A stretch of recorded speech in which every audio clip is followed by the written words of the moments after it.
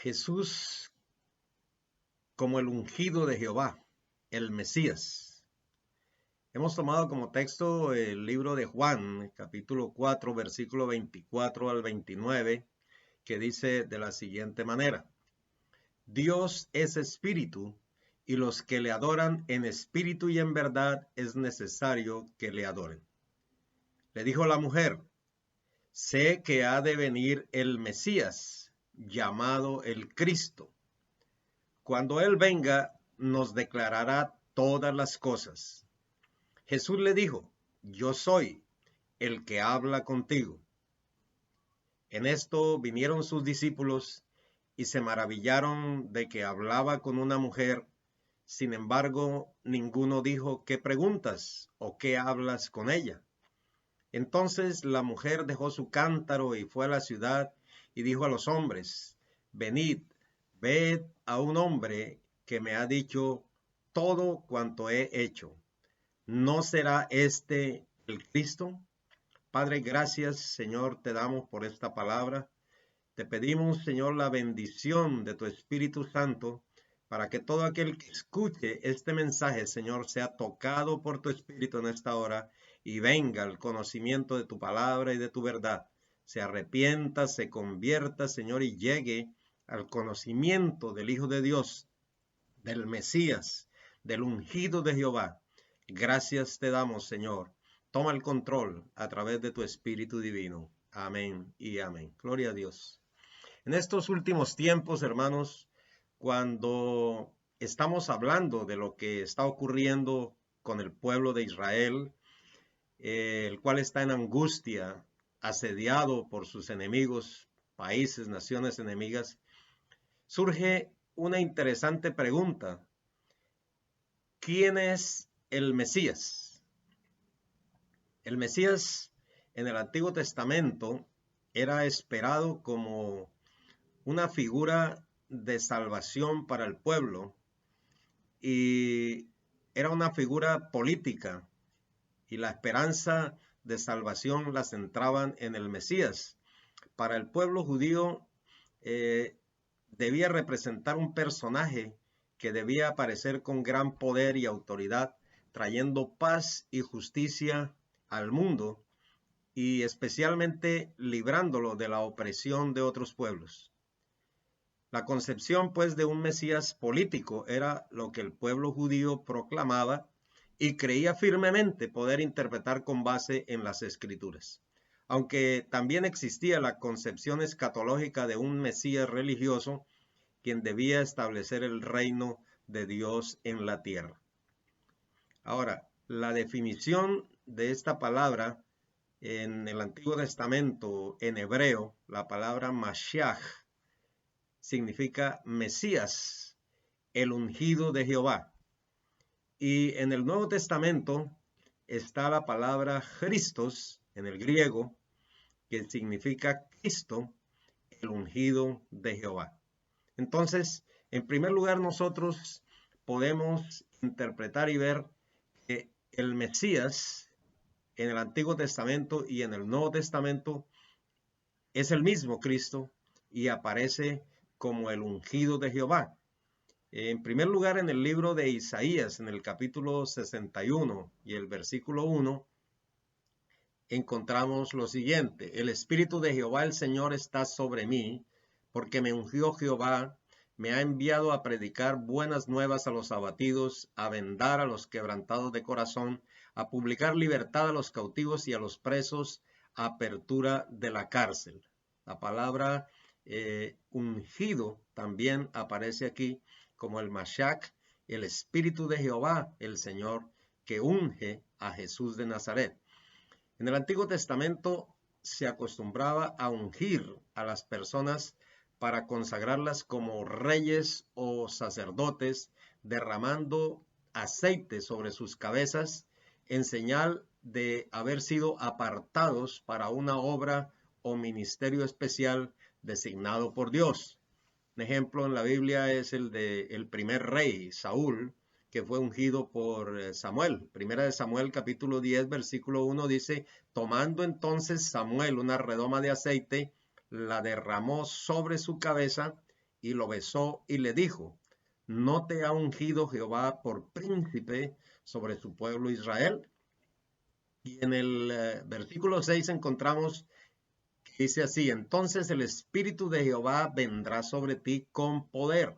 Entonces la unción está relacionada con el Espíritu Santo y con poder.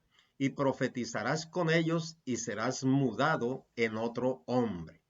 También era costumbre el ungir con aceite cosas o utensilios del templo, significando que serían utilizadas como objeto de adoración santa para Dios y apartadas para el servicio de la casa del Señor. La palabra ungido entonces está relacionada continuamente con el Espíritu Santo. El aceite derramado sobre los sacerdotes consagrados al Señor era considerado como un símbolo del Espíritu Santo, o es considerado como símbolo del Espíritu Santo, lo que destaca el hecho de que el libro de Isaías presente al Mesías como el ungido de Jehová. En el capítulo 61 que acabamos de leer, el Espíritu del Señor está sobre mí, dando a entender que el ministerio del Mesías, del Señor, comienza con poder para cumplir la misión profética encomendada. El mismo Señor Jesucristo, allí lo vemos en el libro de Lucas, en el capítulo 4, después de descender del monte de la tentación, llevado por el Espíritu para ser tentado, después que baja, dice la Biblia, que bajó y descendió en el poder del Espíritu.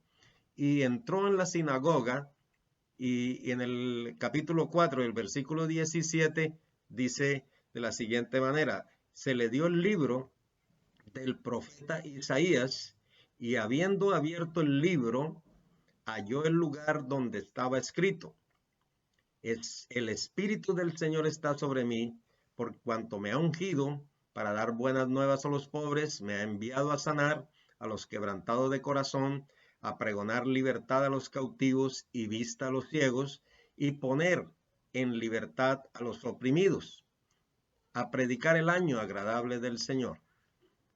Versículo 20 dice: y enrollando el libro, lo dio al ministro y se sentó, y los ojos de todos en la sinagoga estaban fijos en él.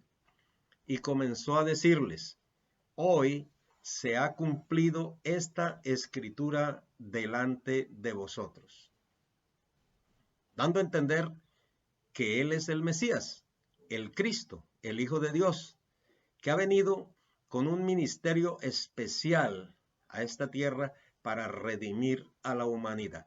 Note bien el triple ministerio que está relacionando aquí en este versículo.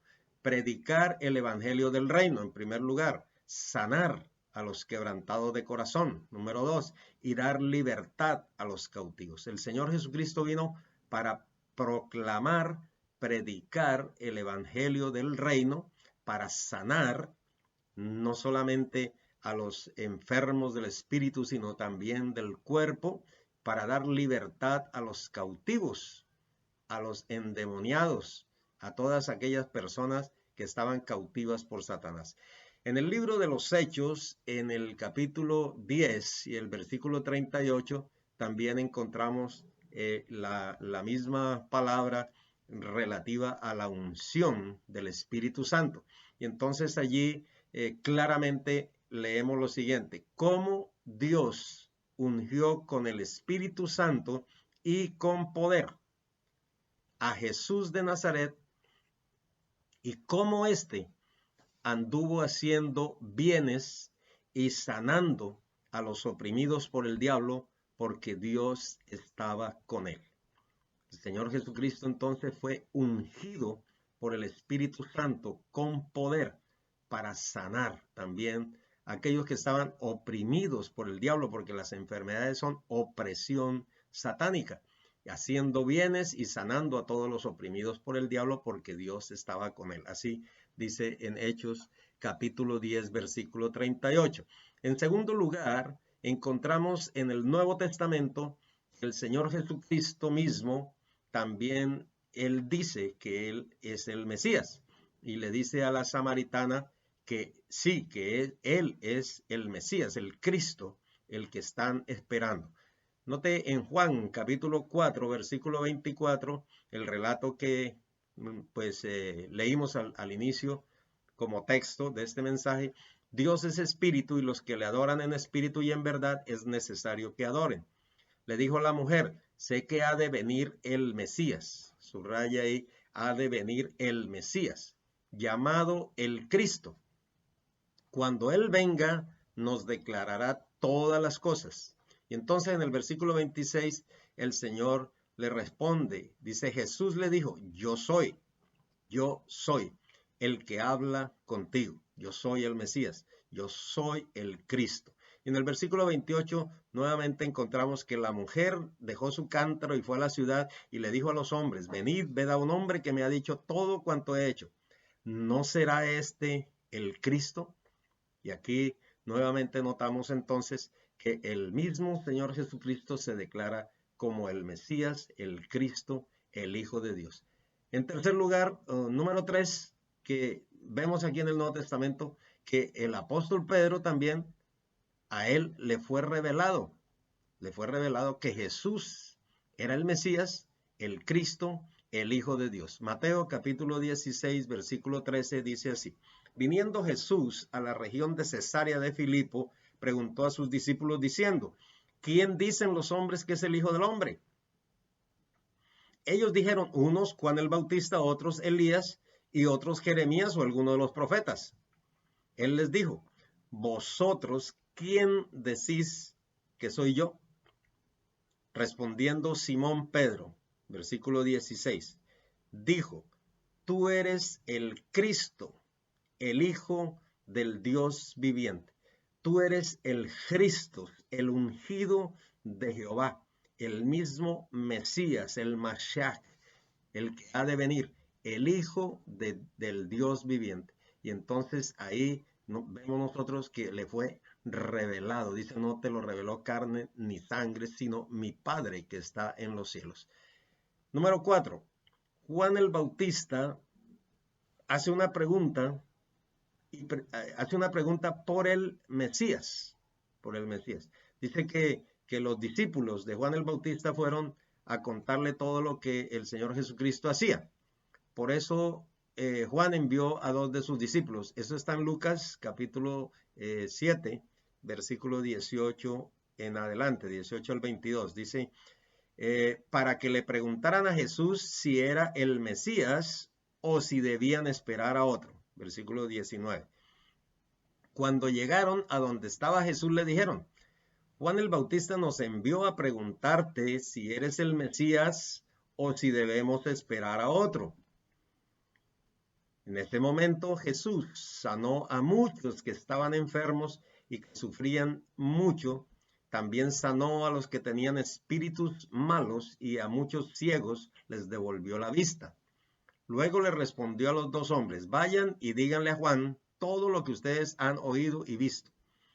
Ahora los ciegos pueden ver, los cojos caminan bien, los leprosos quedan sanos, los sordos ya pueden oír, los que estaban muertos han vuelto a la vida y a los pobres se les anuncia la buena noticia de salvación. Es decir, díganle que yo soy el Mesías, el ungido de Jehová, y yo vine para proclamar el evangelio del reino. Vine también para sanar a los quebrantados de corazón, para hacer milagros, prodigios y señales. Y también vine para dar libertad a los cautivos, para echar fuera a los demonios. Vayan, díganle a Juan el Bautista que sí, que yo soy el Mesías. Encontramos también en el libro de Isaías el relato del Señor Jesucristo como el siervo sufriente.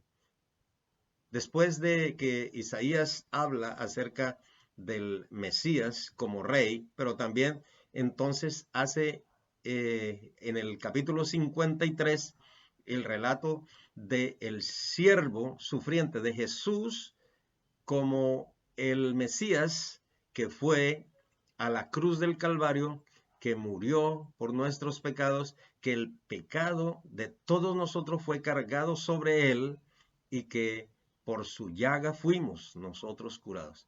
Es algo extraordinario lo que encontramos en este capítulo 53, porque allí podemos ver nosotros que el Señor Jesucristo allí se revela también y se muestra como el siervo sufriente. Isaías 53:2 dice, subirá cual renuevo delante de él y como raíz de tierra seca, no hay parecer en él ni hermosura, le veremos más inatractivo para que le deseemos, despreciado y desechado por los hombres, varón de dolores, experimentado en quebranto, como que escondimos de él el rostro, fue menospreciado y no lo estimamos. Ciertamente, llevó él nuestras enfermedades, soportó nuestros dolores, y nosotros le tuvimos por azotado, por herido de Dios y abatido.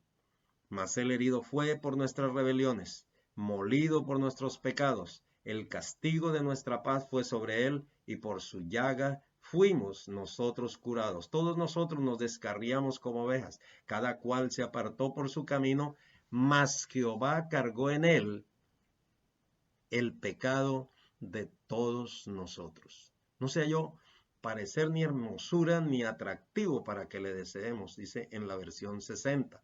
Fue menospreciado, desechado por la humanidad, sufrió toda clase de vejámenes, maltratos en su cuerpo, fue torturado, herido de Dios y abatido. Entonces vemos que de una manera inexplicable, incomprensible, el profeta Isaías transforma su relato de Mesías libertador al de un Mesías en derrota, un Mesías sufriente, un Mesías que va a la cruz a morir. Entonces es muy difícil para los judíos entender esto, y por eso la concepción mesiánica del judaísmo no admite este relato como verídico y válido aplicable a su Mesías, sino que es preconcebido como un rey poderoso y majestuoso que surge de la alta sociedad de pronto y del linaje de David, un gobernante que debía aparecer con pompa, con dignidad, con riqueza, con alcurnia, y entonces no debería reflejarse como la figura de un personaje oprobiado e irrespetado por la humanidad. Muchos judíos, aún ortodoxos, niegan este pasaje relatado por el profeta Isaías, y dicen que no se refiere a Jesús como el siervo sufriente. Sin embargo, admiten el carácter mesiánico del mismo, como relata Alfred Martin en su libro Isaías, la salvación del Señor. Más adelante en el libro de Romanos, pues nosotros encontramos allí a un evangelista que es trasladado por el Espíritu Santo y llega al lado de este hombre funcionario de la reina de Candace para explicarle el mismo pasaje.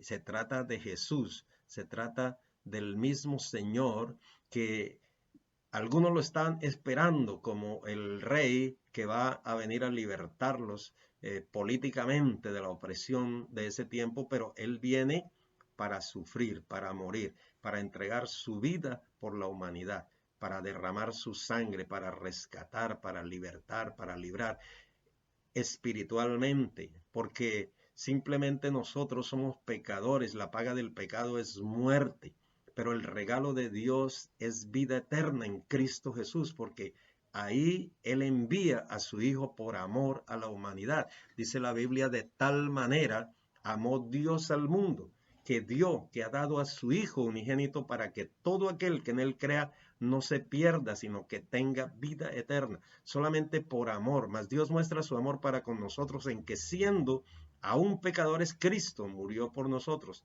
Jesús vino a morir, a derramar su sangre por cada uno de nosotros, para que el amor de Dios se mostrara en él y nosotros pudiéramos y pudiésemos ser salvos y libres de toda maldad y de todo pecado. Así que el Mesías, ¿sí? El Mesías debe interpretarse entonces como el Cristo, el Hijo de Dios, el ungido de Jehová, que vino para dar su vida por la humanidad. Pero también dice la Biblia que Él vendrá con poder y gloria, y vendrá como rey para juzgar la humanidad. Para los judíos es difícil entender que Jesús es el Mesías, Emmanuel, Dios con nosotros, dice en Isaías 7:14, y hay otras profecías, Isaías 9:6, 9:7. Isaías 7:14 dice, por tanto el Señor mismo os dará señal, he aquí que la Virgen concebirá y dará a luz un hijo y llamará su nombre Emmanuel, que significa Dios con nosotros.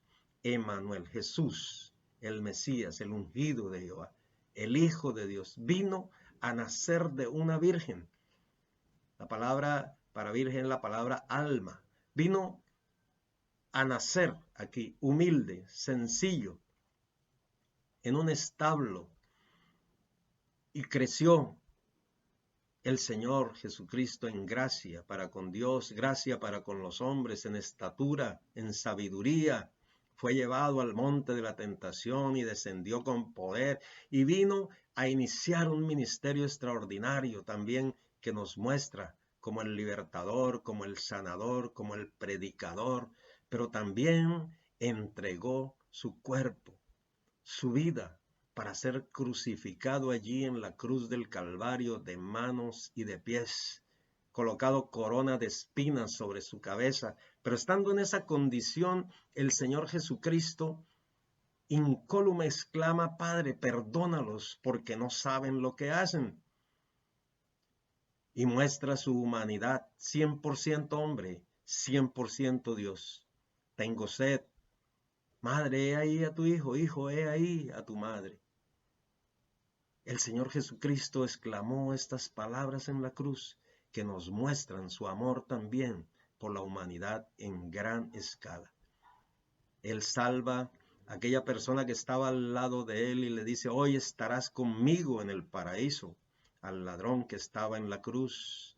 Y después exclama, consumado es, la victoria es mía. He vencido sobre principados, sobre potestades, los he despojado en la cruz del Calvario y he clavado el decreto. Ese decreto que nos era adverso a nosotros lo clavó Jesús en la cruz del Calvario, para después exclamar, Padre, en tus manos encomiendo mi espíritu. En las mejores manos, el Padre toma entonces su vida y él desciende al sepulcro y va al Hades y toma las llaves del Hades y predica a los espíritus encarcelados y se lleva cautiva la cautividad al paraíso donde está ahora, con poder y gloria, así como lo vio Esteban. Cuando estaba muriendo dijo, yo veo los cielos abiertos y al Hijo del Hombre a la diestra del Padre.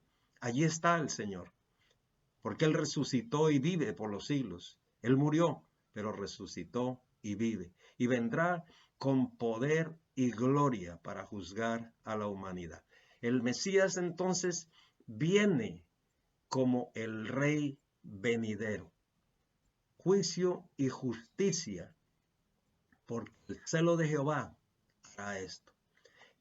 El pueblo judío espera al Mesías como el Rey venidero, que es anunciado por el profeta Isaías como un personaje majestuoso y digno de todos los honores y la gloria, del linaje real, descendiente de la casa de David y con gran poder y autoridad para gobernar. Un Mesías triunfante, vencedor y restaurador del pueblo judío. Esa es la imagen del príncipe, salvador y libertador que tiene el pueblo judío. Pero Jesús vendrá con poder y gloria para juzgar la humanidad.